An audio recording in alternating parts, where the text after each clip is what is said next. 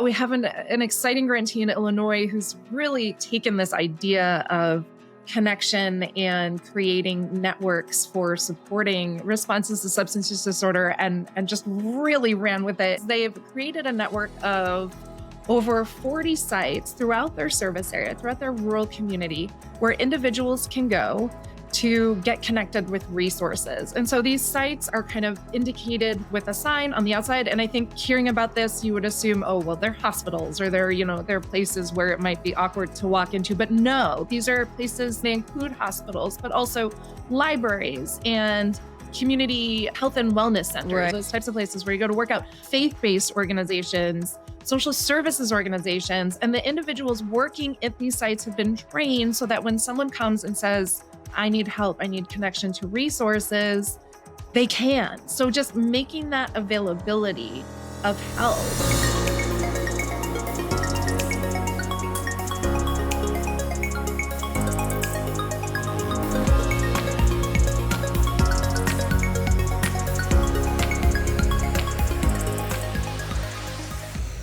Hello, and welcome to a very special Rural Impact Extra. I'm Michelle Rathman, and as always, I want you to know how appreciative I am that you've joined us for this conversation. Now, a quick programming note, our extra episodes are really an opportunity for us to continue the important conversations we have in our regular in-depth series. And today's discussion, for example, is connected to our Rural Health and Life Support series. And I think we can all agree there's very few challenges impacting rural health, like America's devastating and ongoing opioid crisis. But this conversation is not about the problem. Rather, it's about the solutions, and especially the solutions that can only be found through policy and the funding that policies afford rural communities to support resources and programs that help address substance use disorders and its many impacts. So with that said, earlier today, I spoke with two of a team of 3 award-winning members from HRSA's Federal Office of Rural Health Policy team, Megan Meacham, Director of the Rural Strategic Initiatives Division, and Sarah O'Donnell, Team Lead for Program Development. I know you're going to learn so much from these two, so I invite you to get comfortable for this extra conversation. Thanks for listening. Let's go. Megan Meacham, Director of HRSA's Federal Office of Rural Health Policy's Rural Strategic Initiatives Division, and Sarah O'Donnell, Team Lead for Program Development. Welcome to the Rural Impact for this special extra episode focused on the rural community's opioid response program. We are so happy to have you both join us. Thank you again for being with us on this really important subject. Thank you so much for having us. Thank you so much. So excited to be here. Well, we say it's my pleasure. There are so many heavy subjects. This is not a light subject. And really our goal today through this extra episode is to help bring some additional light to not just the problem of this opioid addiction, misuse, and the deaths that we have in this country. So I want to just give a little bit of context before we move on, because you're going to share, as I said, connect the dots to solutions. But I found this of all the things, and all you have to do is Google or use any search engine and type in opioid response or opioid crisis, and you're going to see endless thousands of pages talking about this. But according to the Centers for Disease Control and Prevention, as of March of 21, that's a couple of years ago, but drug overdose death rates continue to rise in both rural and urban areas in 5 states. And this to me was really staggering. California, Connecticut, North Carolina, Vermont, and Virginia, the rate of drug overdose deaths in rural counties were higher than those in urban counties.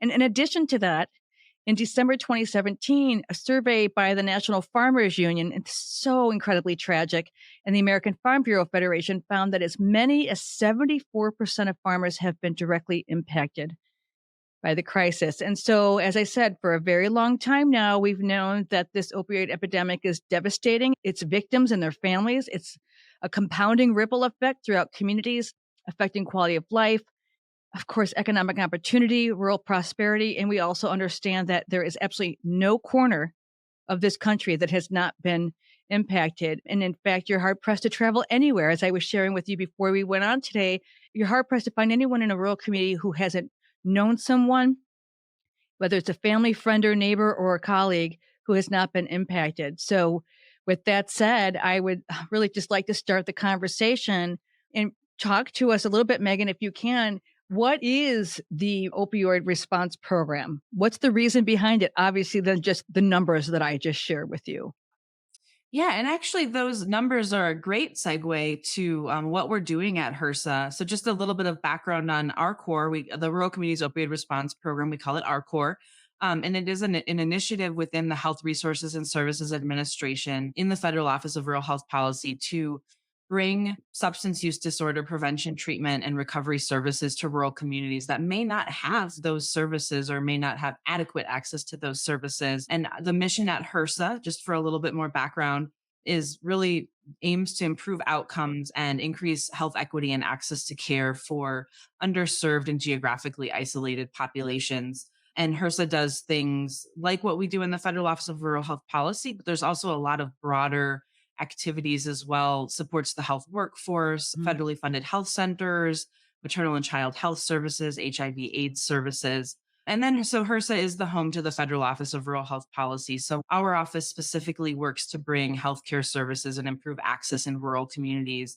And so, going to some of the data you stated, the backdrop of 2017, where the opioid epidemic wasn't anything new, but we were starting to see new data, kind of really staggering data about the overdose death rates at that time. And back in 2017, 2018, the overdose death rates were actually higher in rural communities nationwide, not just in those 5 states that you Mhm. mentioned.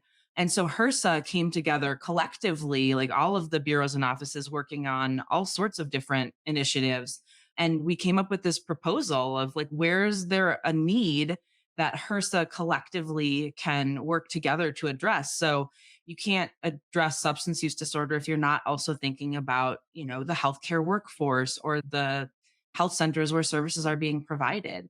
And because it was a rural specific program, the Federal Office of Rural Health Policy was fortunate enough to be able to own and manage and administer this program.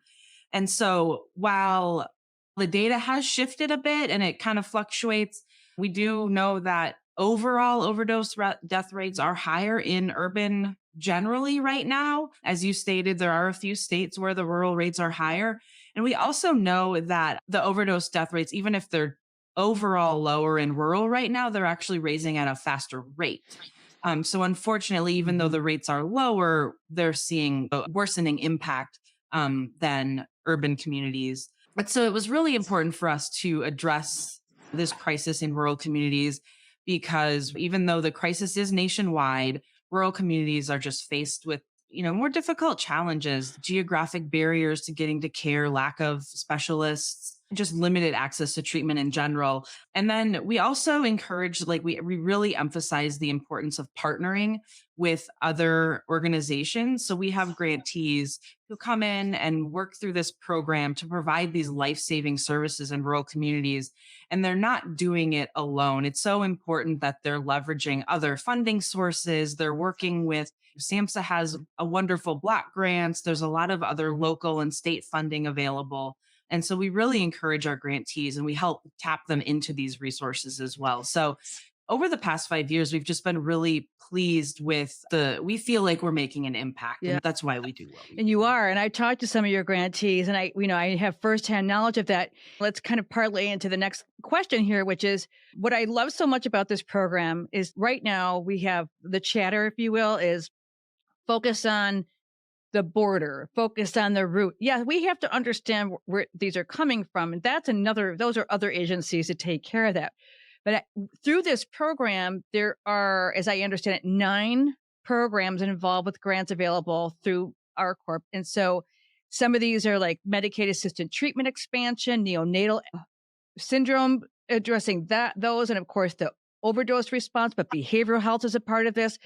And while we're finding where to stem the tide of access to these terrible life destroying drugs, it's important for us to address the root causes, correct? And so that's, I think, the impetus for how you've done kind of parsing out these, I don't know what you would call them, but kind of parallel tracks here to address it from all sides. Absolutely. We have 7 currently active cohort programs. And over time, we've really shifted because the most important thing in how we're managing these programs is that we're meeting the needs of the rural communities. This is direct funding out to rural communities. So as you said, there are agencies doing things that we're not dealing with the border crisis. We really want to make sure that rural communities are equipped with the resources that they need to address the substance use disorder opioid epidemic as it's impacting their communities. So one of the ways that we've done that is we listen to the grantees, and we also look at data. We keep a pulse on the CDC data and other data that we have available.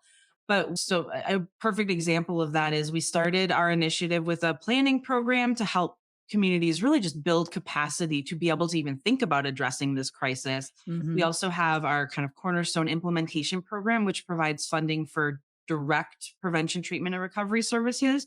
But then we also have these, we call them the pilot programs that are really topically specific. So as you mentioned, we have the medication assisted treatment access program, really that aims to build access to medication assisted treatment services in rural communities.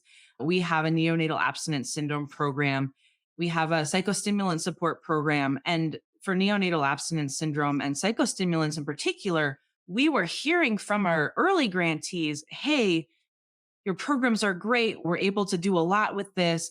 Here are other areas with the opioid crisis that we continue to have challenges, but we don't really feel like we have the resources to address these. So our team has been really amazingly responsive in being able to take both that qualitative feedback as well as looking at quantitative data. So for instance, with psychostimulants, at the same time, we were hearing from our partners and our grantees about psychostimulant meth being a challenge and telling us that they didn't have the resources to address it.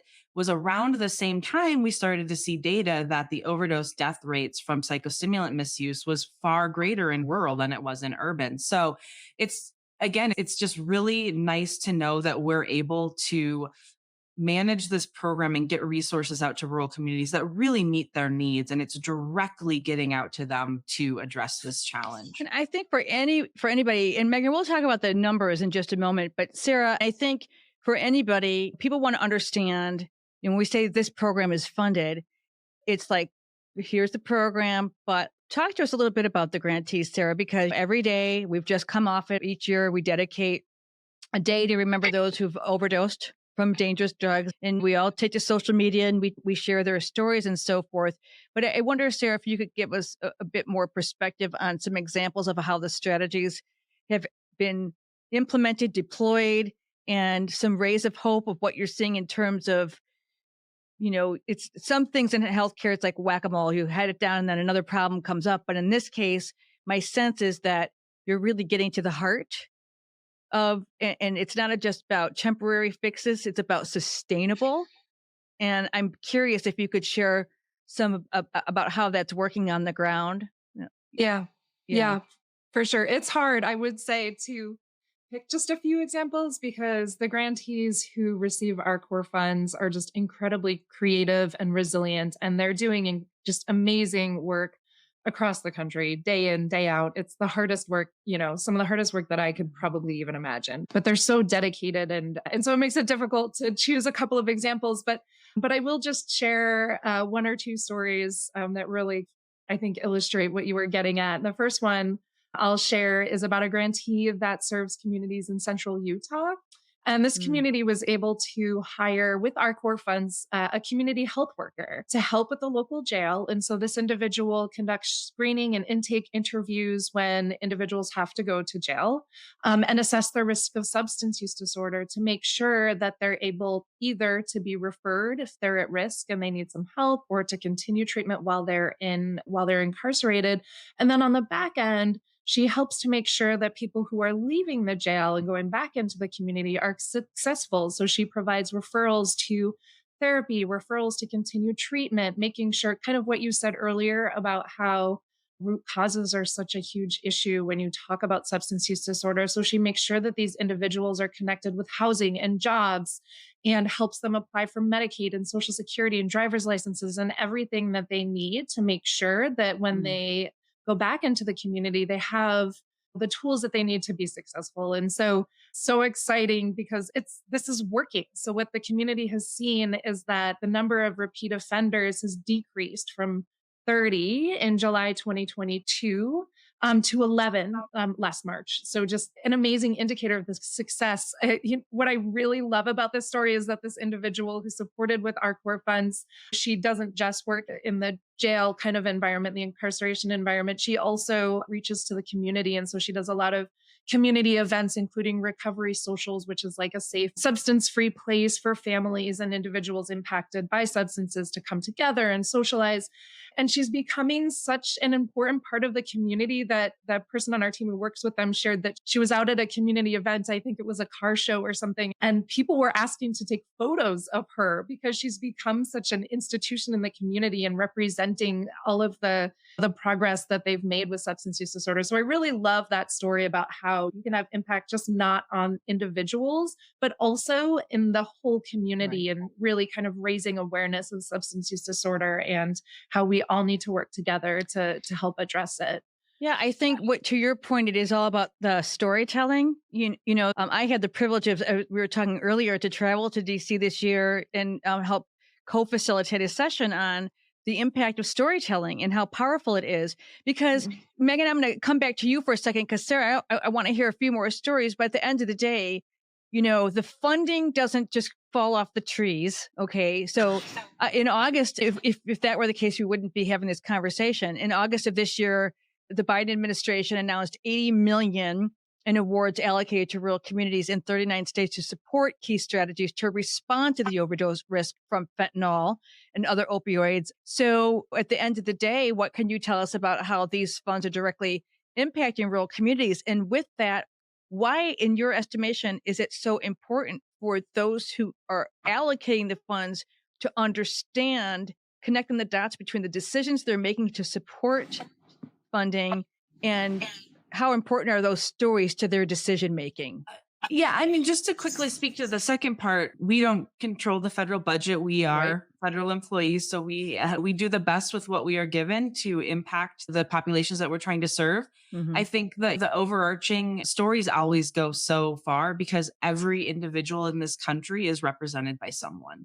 So I think that's where the connection is made there. I think to go back to just the importance of that direct impact of the investment that we were fortunate to get in for the FY 2023 year, that we did get funding out to 39 states, and we've had funding across 47 states and 2 territories throughout the entire initiative. But again, it's really just to continue to meet those direct rural community needs and to ensure that the funding is getting out to the rural communities and they're not having to go through multiple layers to try to, get access to some of the funding. Because it's always easier to put the funding out in large population centers where you have more bang for your buck, but it's just as important and sometimes more vital to make sure that those smaller populations are still getting all of the support they need. So we're really happy that we were able to make awards through 6 programs, and communities will be able to expand access to medication-assisted treatment that they didn't previously have as a result. They will be able to support the child and adolescent population and hopefully try to help mitigate early ACEs and address the behavioral health so we can prevent future substance use. So meeting the needs of that youth population is so important. And then the overdose response program is really allowing communities to address immediate emerging needs that they might, like a quick gap filler. So fentanyl, xylazine, things like that are just kind of that we just need a quick, nothing's quick and easy, but it's just some funding to help them quickly respond to something that might be an emerging need to hopefully prevent it from becoming a longer term, larger issue. Another round of the neonatal abstinence syndrome program to really, again, address the pregnant and parenting population and help the infants that might have been born exposed to opioids. So again, just overall ensuring that we are allowing rural communities to meet their needs, to address substance use disorder, to save lives. All of these awards are helping to continue HRSA in meeting its mission to bring life-saving behavioral health resources to rural communities. We're just so proud to do it. We all can agree that the best laid plan is to provide the conditions, the resources, the support required to not be on the other side of this. We were always going to need to have response programs. We have to catch up with that and find a way to address it. And so with that said, again, Sarah, if you could just share some examples of some of the cohort members and the sustainability. I recognize it's a 5-year cycle, right? For you guys this program. What are you able to see some early trends in terms of, like, not only have we addressed the problem, we're close to getting to whatever that other side looks like because we've got these really great measures in place, these really great anchors in place to help us identify something before it. I say this a lot, and I'm a broken record. We deal with that which we choose or cannot manage. And sometimes if we can't manage it because we don't have the resources. So talk a little bit about sustainability, because I don't think people talk about the word resiliency. I don't believe, and I've come to know this so much more the last 3 years, resiliency is not being able to constantly get up and brush yourself off. Resiliency is creating an environment that's strong enough to resist being overcome by disparity, if you will. So I'm excited because I think that this other example that I have to share really speaks to that.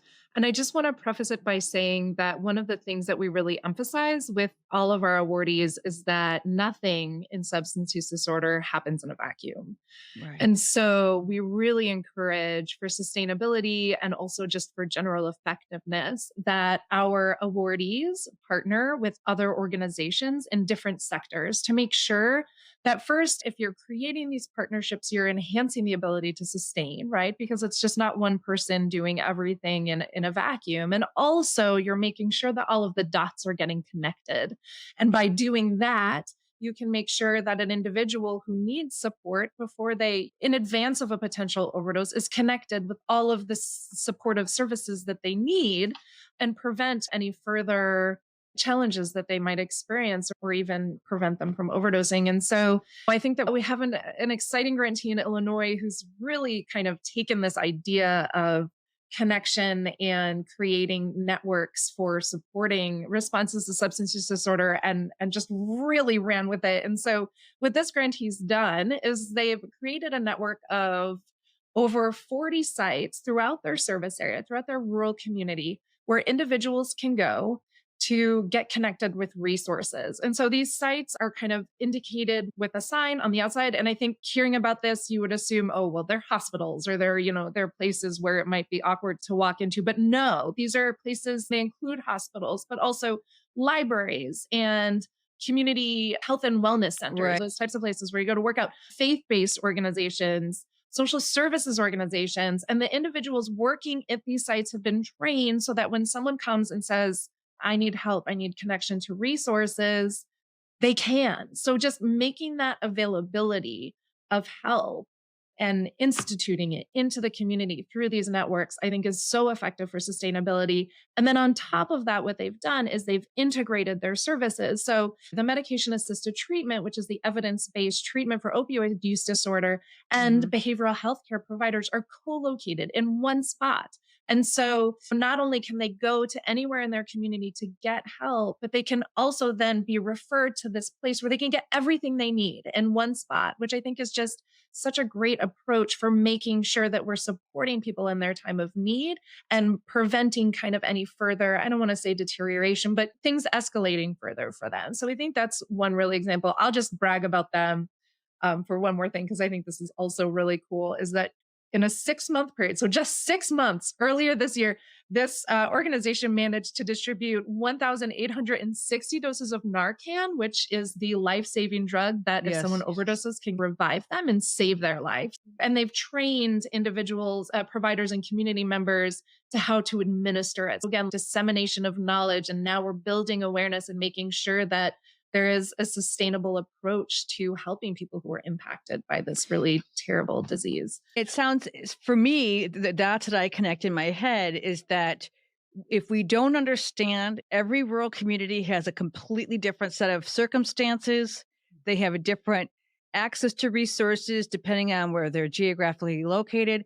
So really what these programs help to do, and maybe help is not a strong enough word, it really helps to identify the gaps Because if you know that you have a model of something that's working somewhere else, that doesn't mean it can't work in another place. But if that other place doesn't have a community health worker program, or if they don't have a strong partnership with their county sheriff or their Mhm. city police. So, my gosh, in the time we have left, I want you both to answer the question here because I just, first of all, we're going to make sure that we put as many resources as we can on our website and we'll share it with our listeners. We'll connect the dots because we want them to learn. You don't want this to be the best kept secret. I know it. You want other people to know about it.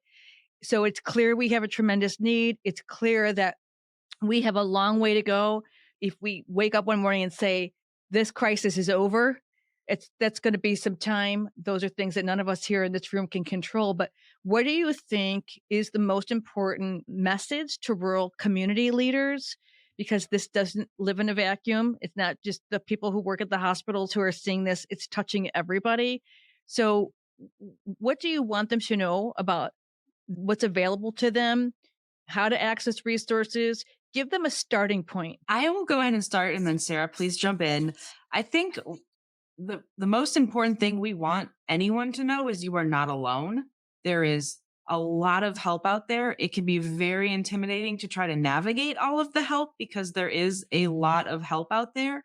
So the HRSA website, HRSA.gov, is a good place to start for our specific programs, and just recognizing that every community is dealing with different challenges. But there's other resources aside from just the federal funding. So our TA provider has a website and that you can access some of those best practices or ideas. It's really important to just get that conversation started, start thinking about the partners you might want to pull from. And then there's other resources out there that can help you access them. I would also just add to watchgrants.gov. Again, the federal funding process can seem very daunting, and it is, but there's also grant writing resources available. So every state has a state office of rural health. We have a nationally available public resources through the Rural Health Information Hub.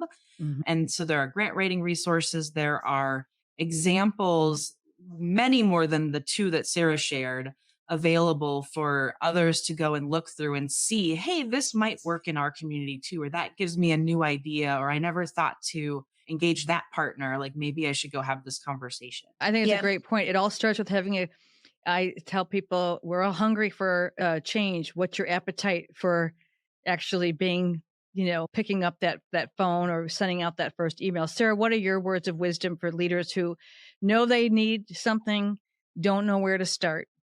Yeah, I think my biggest words of wisdom is first to echo Megan, you're not alone. There are so many communities out there that are struggling with this. Second, it is hard and it's just hard. It's really hard and it's hard for everyone and you are not alone in that being so difficult. And I think the third is that we're here.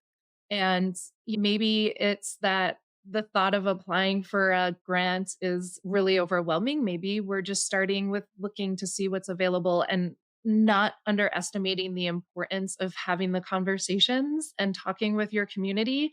And finally, that it is not hopeless. I know that sometimes it's just so overwhelming. The challenge is so insidious and difficult to address and so complex, but there are communities out there that are having success and there is a way forward and there are effective ways to be found to kind of help the individuals and help the communities that are really struggling. So there's hope for addressing it, no matter how difficult and complex it might seem. And we're here, and our partners are here to help you identify the best path forward for your community. And I'm not going to let either of you go without mentioning a little something, something. Because so much of your work is people in rural communities don't know your names. They don't understand the depth and the level of commitment and resources and expertise and research that you all do. However, very, very recently, you two and another colleague of yours, Allison Hutchings, were named winners of the 2023, I voted for you, Samuel J. Heyman Service to America Medals People's Choice Award by the Partnership for Public Service. And just congratulations. I saw the photos. You were both in your fanciest red carpet attire. What does that mean to you personally and professionally to know that your contributions are making such a profound impact to countless many. Megan, if you don't mind, I'll maybe kick it off. It's just amazing. It is so incredibly humbling and wonderful and just overwhelming. And I think what makes it so is not that it's the three of us, but that it's the representation of all of the work that has been done, not just by me and Megan and Allison, but we wouldn't have been there had it not been for the team. So all of our project officers in our amazing division that work day in and day out with the grantees on a one-to-one basis to make sure that they are able to address any challenges and be successful in their work plans, from the leadership of HRSA that supported this initiative from the beginning, to our grants office who crunch all the numbers and help us figure out like the tricky financial questions that we can't manage. They're amazing. And just the fact that it's shining a light on this issue, both kind of the challenge that rural communities face and how difficult it is, and also the hope and the progress that's being made and the innovation that is happening. And so to just see that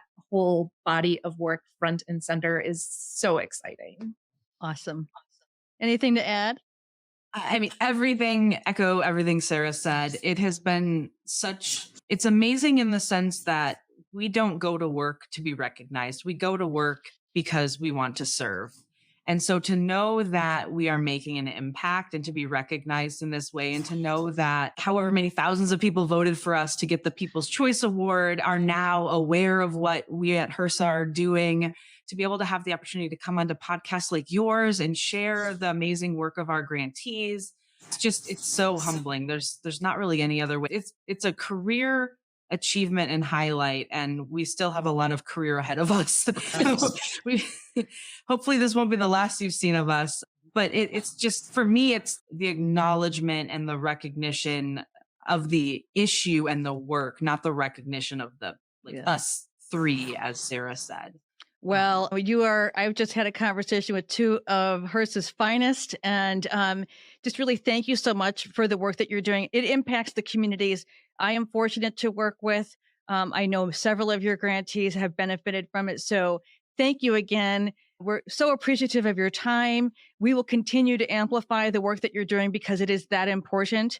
No corner, as we said, of this country is not impacted by this. And it's in their homes, it's in their schools, it's in their community centers, it's everywhere. And so this is not a health specific challenge that we face, but rather a life specific challenge that we all face together. So I just want to share with anyone, we love when you subscribe. We love when you share. We love when you like us, you rate and tell others about this podcast.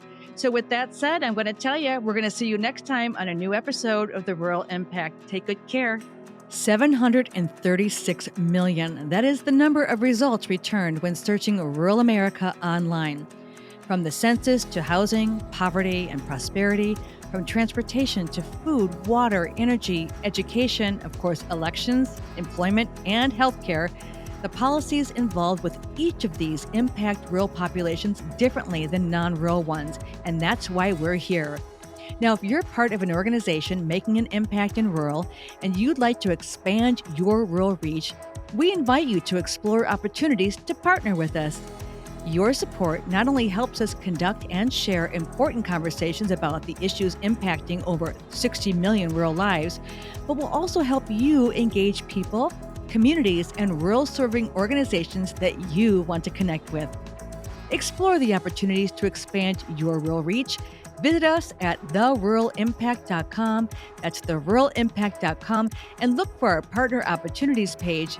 And be sure to subscribe on Apple, Google, Spotify, or YouTube. Let's keep it rural and make an impact together.